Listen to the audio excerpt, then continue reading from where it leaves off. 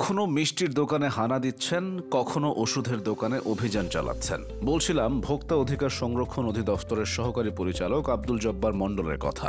অসাধু ব্যবসায়ীদের কাছে তিনি আতঙ্ক হয়ে উঠেছেন। তেরে ফুরে নয়, ঠান্ডা মাথায় ধীরে সুস্থে অভিযান পরিচালনা করেন আব্দুল জব্বার মণ্ডল। জরিমানার সময় ব্যবসায়ীদের ব্যাখ্যা করে বুঝিয়ে দেন কেন জরিমানা করা হচ্ছে। পচা বাসি খাবার কিংবা খাবারের অতিরিক্ত দাম, সমস্যা যেটাই হোক না কেন, আব্দুল জব্বার মণ্ডল এবং তার টিমের চোখের আড়াল করার সুযোগ নেই।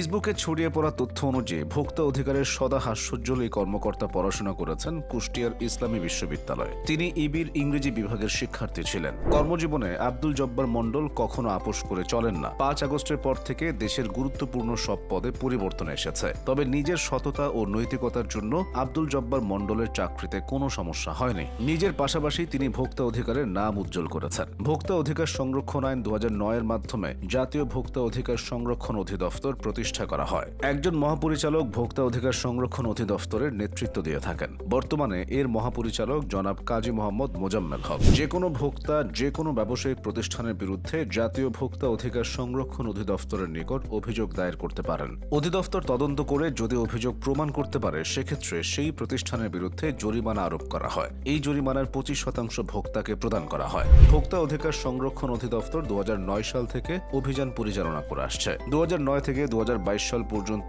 ভোক্তা অধিকার মোট 53,834টি অভিযান চালিয়েছে। অর্ধ লক্ষেরও বেশি এসব অভিযানে 1,28,000 প্রতিষ্ঠানকে জরিমানা করা হয়েছে। বিপুল সংখ্যক এই প্রতিষ্ঠানগুলো থেকে 94,13,59,000 টাকা জরিমানা আদায় করা হয়েছে। এছাড়া ভোক্তা অধিকারে গত 13 বছরে 7,452 জন ভোক্তা অভিযোগ জানিয়ে টাকা পেয়েছেন। যারা ভোক্তা অধিকারে অভিযোগ করেছিল তাদেরকে 2009 থেকে 2022 সাল পর্যন্ত মোট 1,30,13,000 টাকা প্রদান করা হয়েছে। আর ভোক্তা অধিকার সরকারি কোষাগারে জমা করেছে 92,81,00,000 টাকা। 2024 সালেও তাদের অভিযান চলমান আছে।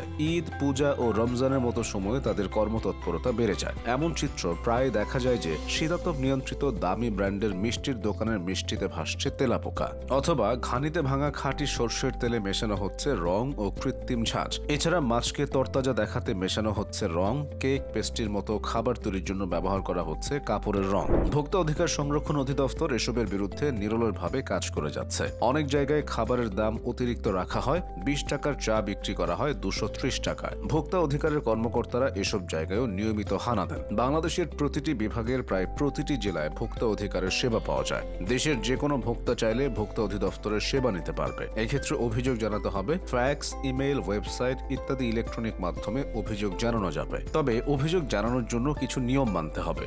দায়েরকৃত অভিযোগ অবশ্যই লিখিত হতে হবে। অভিযোগের সাথে পণ্য বা সেবা ক্রয়ের রসিদ যুক্ত করতে হবে। অভিযোগকারীকে তার পূর্ণাঙ্গ নাম, পিতা ও মাতার নাম, ঠিকানা, ফোন, ফ্যাক্স ও ইমেল এবং পেশা উল্লেখ করতে হবে। একটা সময় বাংলাদেশের মানুষ ভেজালমুক্ত পণ্য কিংবা প্রতারণাহীন সেবা পাওয়ার অধিকারের বিষয়টি জানত না। ভোক্তা অধিকার সংরক্ষণ অধিদপ্তর এই বিষয়টি নিয়ে কাজ করছে। তাই ভেজালের বাজারে সাধারণ মানুষের ভরসা বলতে আছে এই ভোক্তা অধিকার সংরক্ষণ অধিদপ্তর।